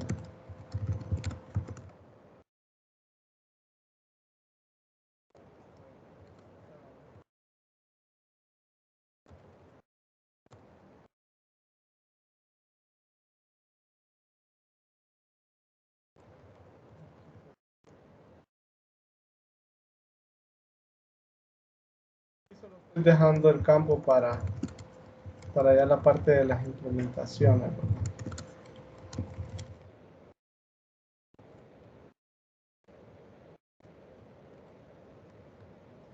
La parte de implementación.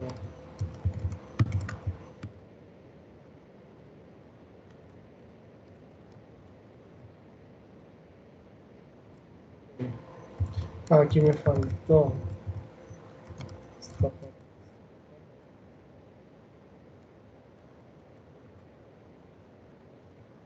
Ahí está, digamos, bueno, ahorita obviamente no hacen nada, ¿verdad? No hacen absolutamente nada.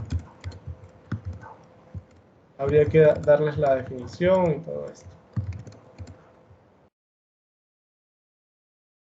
Bueno, ahí está, ¿verdad? Vamos a ver si no, quiero ver si no se me queja aquí por lo de la librería. Vector, vamos a ver. Ah, bueno, aquí sí lo ocuparía, creo. Include.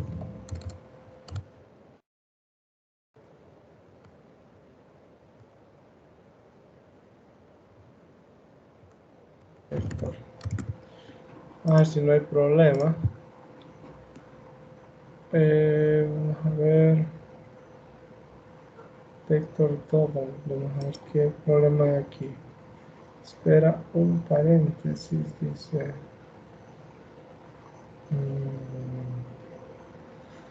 Déjame ver por qué me da esto.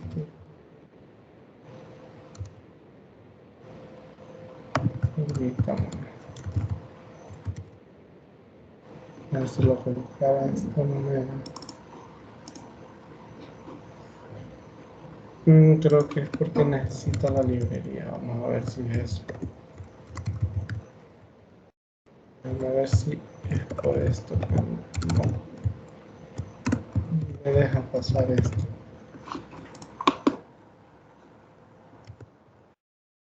A ver, siempre me da este error, permítame.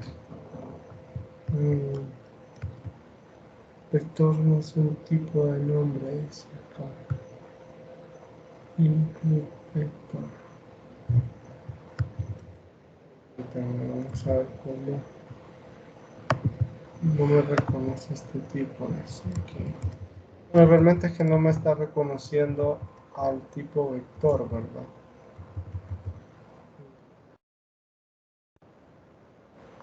Déjenme ver. El polinomio si lo tengo.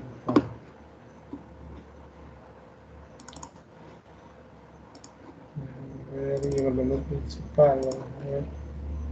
Polinomio.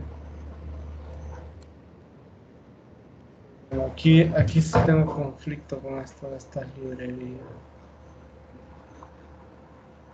Vamos a ver. Voy a ver una cuestión acá. Todo está.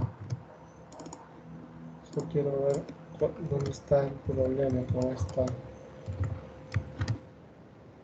Porque igual me va a dar un error con este acá, ¿no? Todo. Vamos a ver.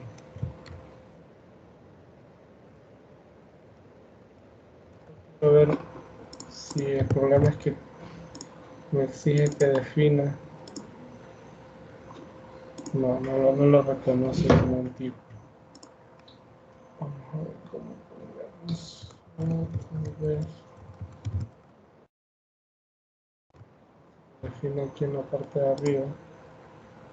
No, igual no lo entiende, ¿verdad? Déjenme ver. Sí, creo que este problema viene de la separación de estas clases. Oh, déjenme ver.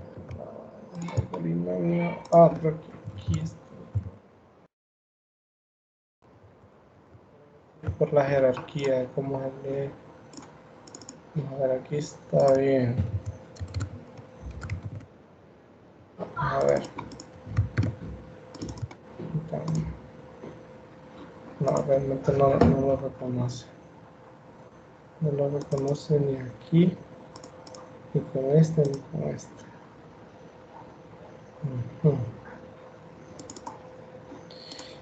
Bueno, vamos a ver. Voy a usar otra. A ver, ¿por qué es? En vez de esto voy a crear un puntero, entonces. Vamos a ver. Asterisco P. Va a ser un puntero en este caso. Déjame ver. Y aquí se estoy bien. Aquí. Ah, y obviamente este no. Tendría que ser de tipo doble. Vamos a crearlo como puntero. Polinomio.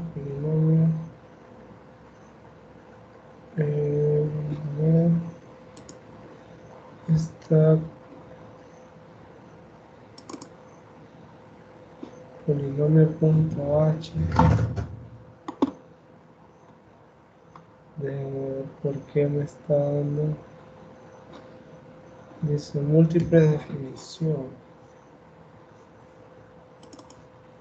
Permítanme. Línea 3 dice. Y acá estoy en esto. Permítanme, que creo que voy a crearme otro archivo.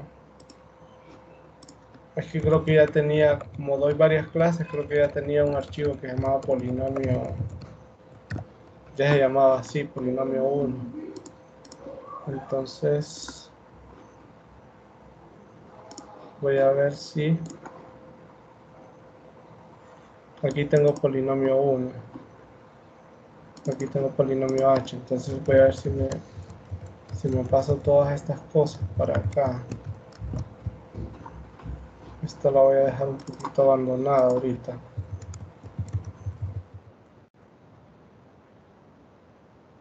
Entonces a este tendría que llamarle polinomio 1.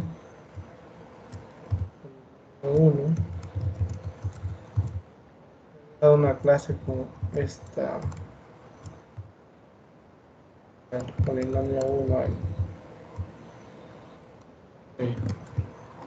Esta ya la tengo. Ahora tendría que crearme.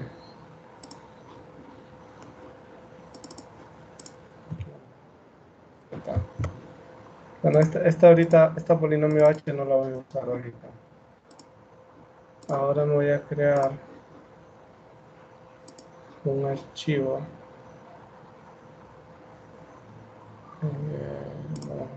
Aquí se llama polinomio 1. Entonces aquí está. Quiero ver si aquí, ¿verdad? Mejor. Aquí le pondría polinomio 1. Obviamente todo esto tendría que ponerle polinomio 1.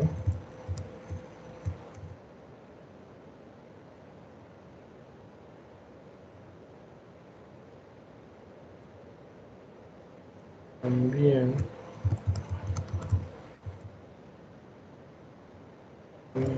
1. Polinomio 1 aquí. Y aquí en el principal tendría que llamar a polinomio 1. Vamos a ver si esto es definición. Es que, bueno, vamos a ver si lo elimino a este. Remover archivo del proyecto. Y este también.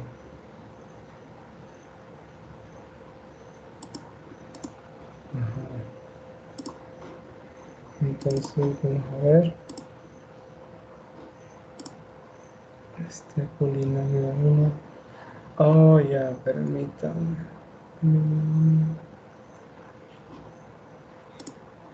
Es que ya crea. Si es que ya crea este archivo. Ah, es que aquí estaba, ¿verdad? Sí, no, no me he dado cuenta que aquí crea este archivo por defecto, ¿verdad? Ya lo crea acá. Entonces, permítanme. Control C. Sí, no me he fijado en esto. Ok. Entonces, vamos a polinomio 1. Acá está, ¿verdad? Sí, aquí lo crea por defecto, ahora no me he fijado en eso. Sí, ahí sí, ¿verdad? Ahí sí no hay problema. Vamos a ver si me da, voy a intentar otra vez definirlo como vector, a ver si me da problemas. Creo que ya no me diera problemas, ¿verdad? Vector 2, ¿verdad? Vamos a ver si me da problemas con esto del tipo. Sí, siempre me da problemas acá, ¿verdad? No creo que... Ya había probado con incluirlo, pero no. Ya había probado de esta manera. Sí, vector no lo reconoce. Bueno, lo puedo hacer, podemos trabajarlo con memoria dinámica, ¿verdad?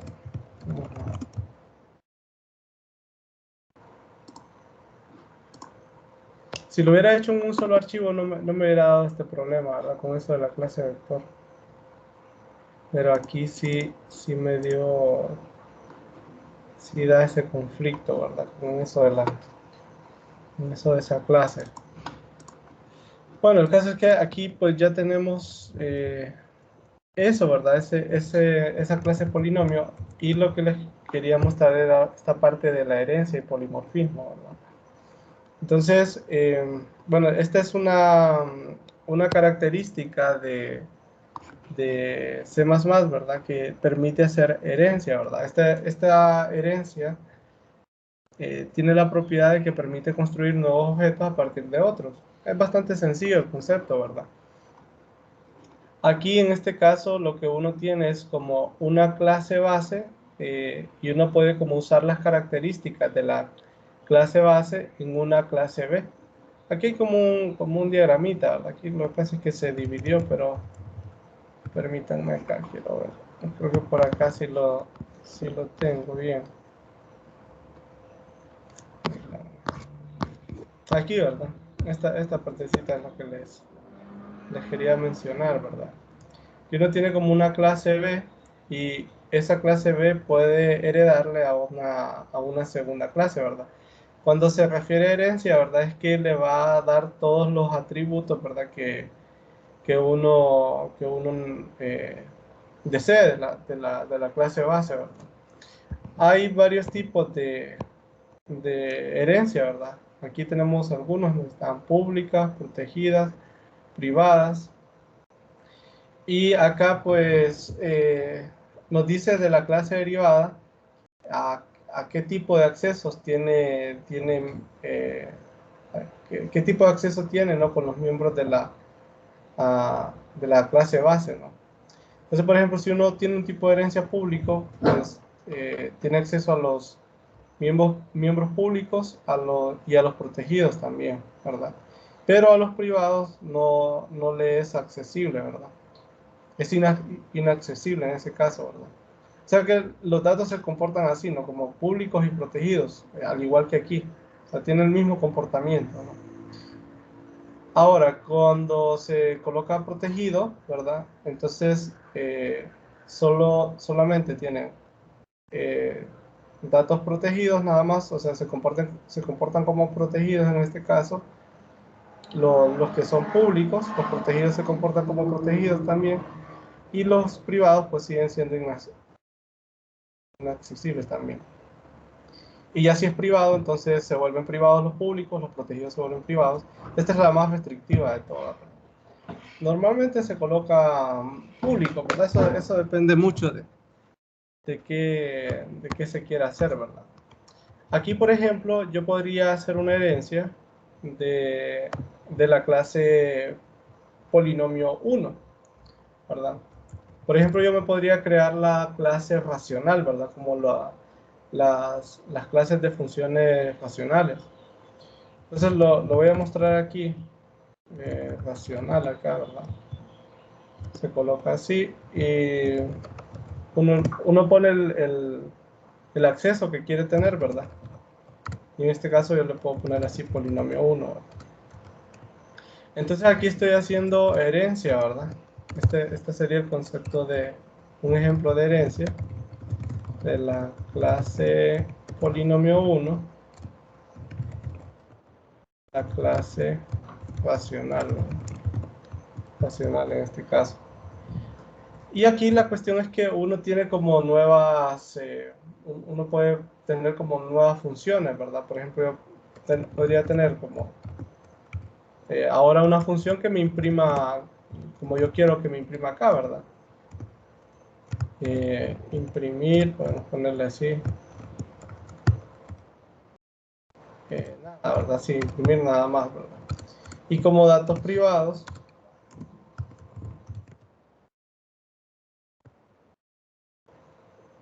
yo ahora, por ejemplo, podría tener, ahora necesitaría, además del grado, ¿verdad? Podría tener, por ejemplo, bueno, en este caso, déjenme ver, polinomio. Quiero ver si este es un buen ejemplo, ¿verdad? De una clase heredada, para mí. Yo creo que racional es más como una composición, ¿verdad? Porque es un polinomio en el numerador y uno en el denominador. Bueno, igual lo voy a dejar así, ¿verdad? De esta manera, no hay ningún problema, ¿verdad? Podría, por ejemplo, ponerle un nombre para ejemplificar, ¿verdad? Esta partecita, ¿no? Voy a ponerle un nombre. Y así, ¿verdad? Esta función, digamos que puede acceder, en este caso, a los datos de la función polinomio 1, ¿verdad? Entonces no quiero. Sí. Entonces, por ejemplo, bueno, lo que pasa es que el polinomio 1 yo no he hecho, no tengo ahorita, ¿verdad? Como nada, ¿verdad? Entonces, vamos a hacer algunas cositas con polinomio 1 para poder ver cómo funciona con la herencia, ¿verdad? Vamos a hacerlo aquí. Entonces teníamos este double asterisco P. Vamos a construir otro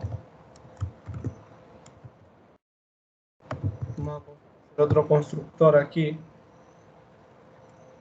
en el que le vamos a pasar n así, ¿verdad? N para indicarle que vamos a querer un polinomio de tamaño n. Bueno, espacio a un polinomio de tamaño n, ¿verdad? Y obviamente también voy a necesitar por acá el destructor. Entonces vamos a tener aquí el destructor también. Entonces estas dos funciones las voy a llevar para aquí a polinomio 1. Voy a colocar así, ¿verdad?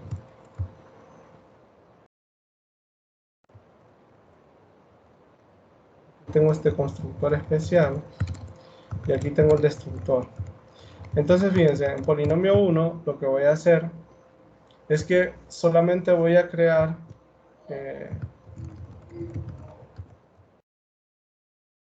el operador de alcance, P lo voy a poner así y le voy a poner aquí new double. Solamente voy a crear un elemento en memoria, ¿no? Le voy a poner en este caso que el valor de ese elemento sea 0, o sea, aquí estoy creando el polinomio 0 por defecto, ¿verdad? Así. Y estoy generando memoria dinámica ahí, ¿verdad? Incluso pude haberlo hecho así, ¿verdad? Al estilo de, como de arreglo, ¿no? Que solamente tenga un elemento. Aquí debe ser entero n. Allá creo que no lo había colocado.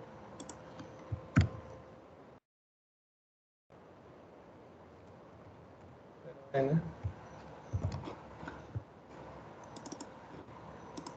Entonces, ahí está bien, ¿no?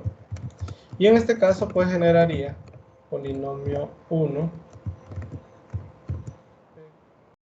Le diría, pues, que me cree un arreglo de tamaño n, ¿verdad? Así. Ahí solo estoy reservando el espacio. Y aquí quiero liberar la memoria. Entonces, recordemos que para liberar la memoria escribíamos delete, ¿verdad? De esta manera. Aquí me faltaron los operadores de alcance.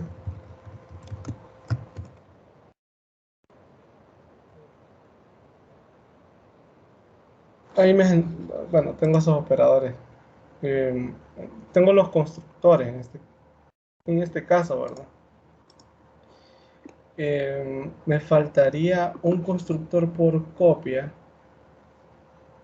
Vamos a ver qué otro tipo de constructor. Si un constructor por copia sería interesante también, ¿verdad? Polinomio 1. Vamos a ver cómo haríamos uno de estos constructores, ¿verdad? Polinomio 1. Voy a poner aquí P1, sí. Me faltó también lo del grado, ¿verdad? Miren que lo del grado no lo puse. El grado también es un miembro de la clase, ¿verdad? El grado también es un miembro de la clase. Entonces aquí, por ejemplo, el grado, pues yo le podría usar el operador this, ¿verdad? Pondría grado 0 en ese caso. Y en este caso, ¿verdad? Con P1, polinomio 1, ¿verdad? O sea, le quiero pasar toda la información en este caso. Pues sería, déjenme ver. Permítanme. Aquí, un pequeño error. Polinomio 1. Aquí sería polinomio 1 del grado, ¿verdad? Sería igual a n. Pero la cantidad de elementos tendría que ser n más 1, ¿verdad? Porque si el grado es n, entonces tiene n más 1 coeficientes. Estamos representando a cada elemento como un coeficiente, ¿verdad? En el caso del constructor por copia, entonces yo tendría que darle a polinomio 1 del grado, le tendría que dar la información de P1, ¿verdad? O sea, P1.grado, ¿no? Así en este caso. Y luego puedo aquí poner así, ¿verdad? De esta manera, polinomio 1 grado. Y entonces necesitaría la memoria, el espacio, ¿verdad? Para ese... O sea, necesitaría el espacio para almacenar la información de P1. Entonces, en este caso podríamos hacerlo usando memoria dinámica, ¿verdad? Polinomio 1 grado polinomio 1 sería P igual a mu doble, y entonces sería aquí n más 1, así.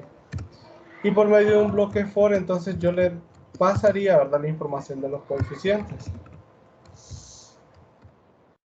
Porque, bueno, aquí sería i menor o igual que n, y más.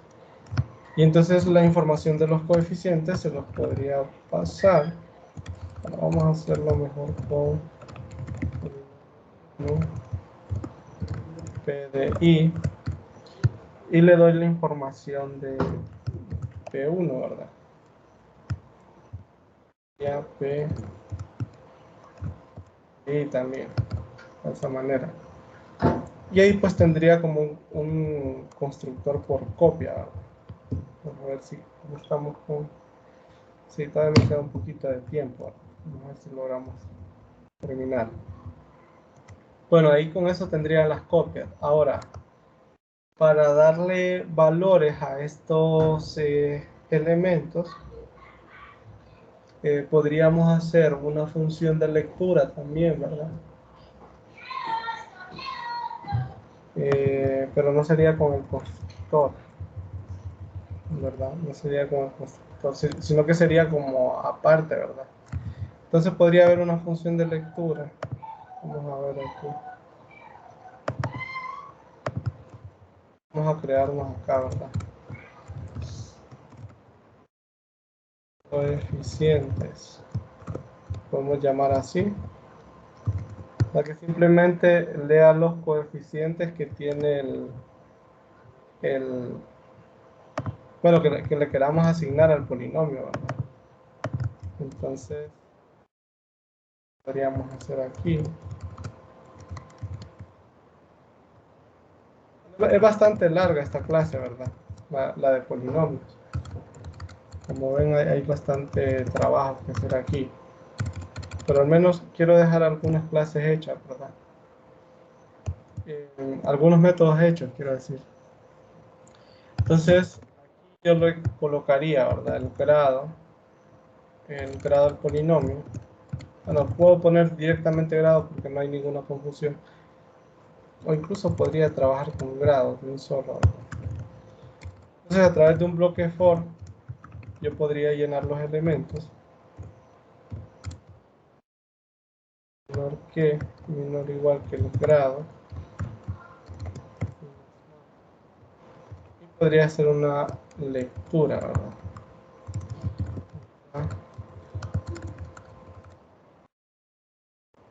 Vamos a ver si voy a hacer una lectura aquí. Voy a ponerle como un coeficiente. Voy a poner el índice para que se ubique, ¿verdad? No. Y aquí pues leería a PDI. Sí, a PDI ahí. Entonces con esta podría ser tendría que haberme obligado a hacer la lectura, ¿verdad? Después de haber hecho la asignación de memoria, ¿verdad? Y ya con esto entonces podríamos trabajar con las otras funciones, por ejemplo la función de suma. Pero bueno, es como de ir trabajándola ahí, ¿verdad? La clase. Vamos a ver si no hay ningún cout. Me dice que no fue. Ah.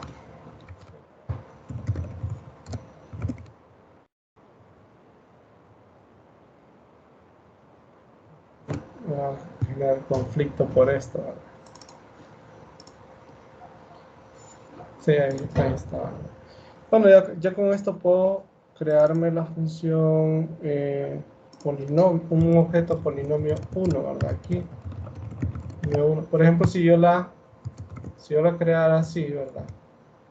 Si yo le pasara 2, o sí, 2 así, entonces ahí me estaría creando un polinomio de grado 2, ¿verdad? Y aquí, por ejemplo, bueno, aquí así, ¿verdad? P1 acá. Y con P1 podría, por ejemplo, leer los coeficientes, ¿verdad? Luego me faltaría la función de imprimir, pero bueno, eso quizás lo podamos hacer mañana, ¿verdad? Ahí ya podría hacer la lectura, ¿verdad? Coeficiente 0. Este, por ejemplo, sería, este sería como tener 1 más x al cuadrado, ¿verdad? Por ejemplo, ¿no? Este polinomio acá. Solo que faltaría hacer la impresión para ver esa parte, ¿verdad? Para ver esa parte de ahí. Me faltó hacer aquí la parte de herencia, ¿verdad? Este está heredando de polinomio 1. Yo podría, por ejemplo, aquí, solo denme unos minutos ya, solo faltan 3 minutos, ¿verdad? Pero solo quiero hacer este último. Podría generar podría hacer racional acá, este constructor racional de entero n. Y yo lo podría definir aquí en la parte de abajo. Miren acá, la racional, dos puntos.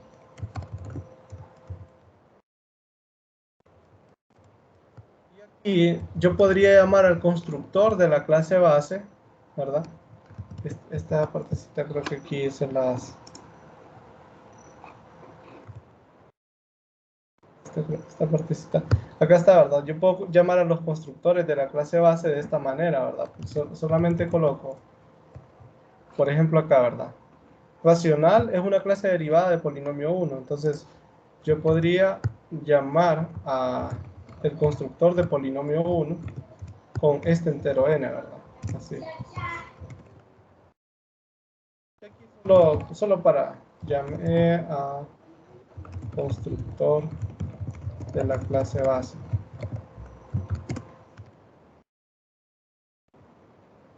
Entonces, yo entonces acá, miren, en la parte del programa principal yo puedo definir a racional, ¿verdad? Voy a poner Q1 y le puedo mandar así, ¿verdad? 10, por ejemplo. Y racional, para que ustedes se den cuenta, ¿verdad? Y Q1, perdón, que es un objeto racional, para que ustedes se den cuenta, tiene acceso a toda la información de polinomio 1, ¿verdad? Por ejemplo, yo podría leer los coeficientes, entonces, también, ¿verdad? Miren, aunque racional no es la base, la clase polinomio, ¿verdad? Pero yo tengo acceso a esa información, ¿verdad? Aquí yo tengo así, ¿verdad? Y aquí, bueno, aquí es donde empieza ya a leer los datos, pero ahora del objeto racional, ¿verdad? Ahí, ¿verdad? Entonces aquí, como ven, pues se puede hacer esto de herencia, ¿no? De que podemos usar todos los datos, todos los miembros y todos los métodos de otra clase. Y se puede hacer herencia múltiple también, que se pueden tomar características de dos clases diferentes, ¿verdad? Ahí disculpen que fui un poco rápido al final. Pero bueno, eso era lo que les quería mostrar hoy, ¿verdad? Creo que solo me faltó hablar un poquito de polimorfismo. Esto quizás mañana lo vamos a terminar de ver, ¿verdad? Mañana ya quiero terminar con C y empezaríamos con el otro lenguaje que no me acuerdo cuál es, ¿verdad? En la lista que tenía. Sé que no queda tiempo para preguntas, ¿verdad? Porque ya es la hora, pero si alguien tiene dudas, pues se puede quedar un poquito, ¿verdad? Me puedo quedar unos 10 minutos y pueden hacer alguna pregunta, ¿verdad? Si no, mañana seguimos, ¿verdad? Ustedes me dicen si tienen alguna duda, entonces. No los quiero detener más, ¿verdad? Porque sé que tienen sus cosas que hacer. Así que si no tienen dudas, pues aquí terminamos por hoy y seguimos mañana, entonces. Gracias, profesor. Bueno, Pablo. Gracias, profesor. Buenas noches. Gracias, buenas noches. Buenas noches.